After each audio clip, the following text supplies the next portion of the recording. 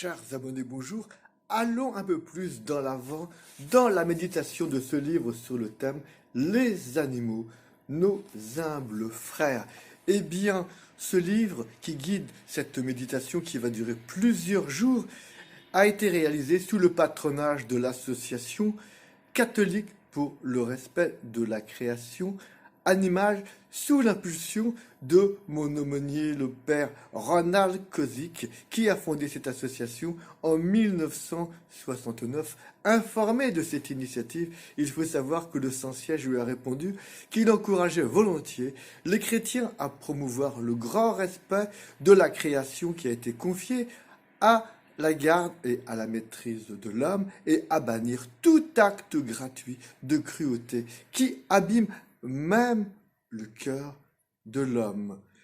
Ne nous étonnons donc pas que de nombreux saints trouvaient tout à fait normal de converser avec les animaux qu'ils voyaient comme leurs pauvres et humbles frères.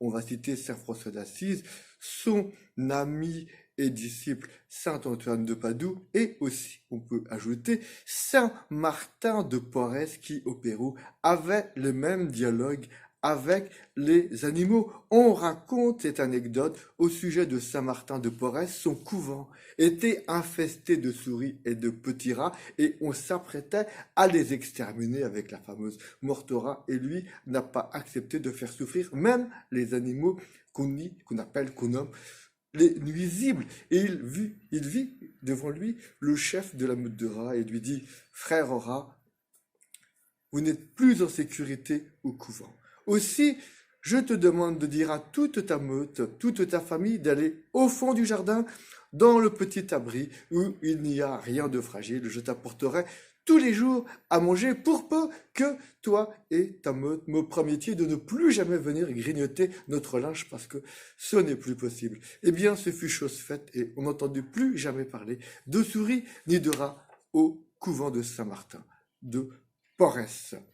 En 1983, une carmélite, sœur Odette de la Vierge, a rédigé un mémoire qui, à ce jour, n'a toujours pas été édité, mais que l'on peut consulter encore sous sa forme manuscrite. Je vais vous en lire l'introduction, si vous voulez bien, et nous allons ensuite méditer dessus sur une prochaine vidéo.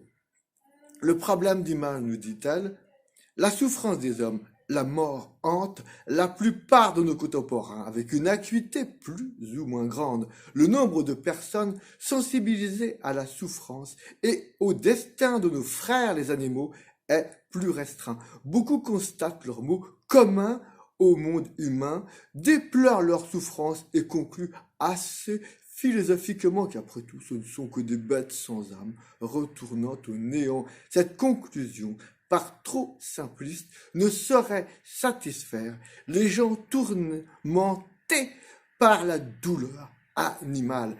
Elle pose la question, comment leurs tourments, conséquence du péché commis par l'homme, peuvent-ils se concilier avec leur innocence? C'est la question que nous traiterons dans une prochaine vidéo.